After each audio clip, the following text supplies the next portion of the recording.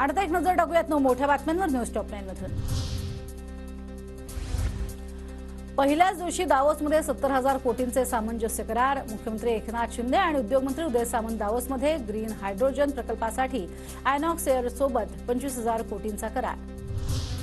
दावोसमध्ये संयुक्त अरब अमिरातीचे वाणिज्य मंत्री अब्दुल्ला बिन टोक आणि लुलू हायपर मार्केटचे कार्यकारी महाराष्ट्रातील गुंतवणूक संधी आणि त्या क्षेत्रात दीर्घकालीन संबंध वाढवण्यावर चर्चेत भर।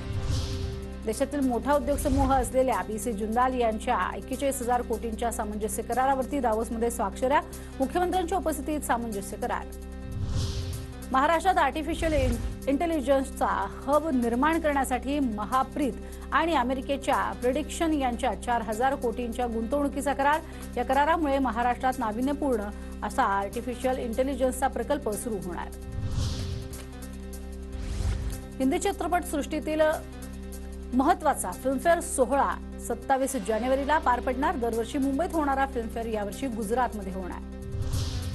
आधी महाराष्ट्राचे उद्योग गुजरातला नेले, आता महाशक्तीची वक्रदृष्टी महाराष्ट्रातल्या चित्रपट व्यवसायावर। विरोधी पक्षनेते विजय वडेट्टीवार यांची भाजपवर टीका। मुंबईला कमजोर करण्याचा अजून एक पुरावा। दरवर्षी मुंबईत होणारा मानाचा फिल्मफेअर अवॉर्ड आता गुजरातच्या गांधीनगर गिफ्ट सिटीमध्ये होणार।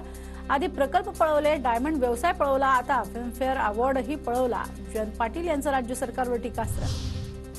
पंतप्रधानांच्या उपस्थितीत दिल्लीमध्ये भाजपची बैठक। यात भाजपच्या 156 नेत्यांची हजेरी। केंद्र सरकारच्या योजना लोकांपर्यंत पोहोचवा, अमित शहांचं भाजप नेत्यांना आवाहन। लोकसभा निवडणुकीसाठी भाजपचा 400 पारचा नारा। पुढील 30 वर्ष केंद्रामध्ये भाजपची सत्ता राहील, या दृष्टीनं प्रयत्न करा। भाजपच्या क्लस्टर प्रमुखांना अमित शहांच्या सूचना। सूत्रांची माहिती।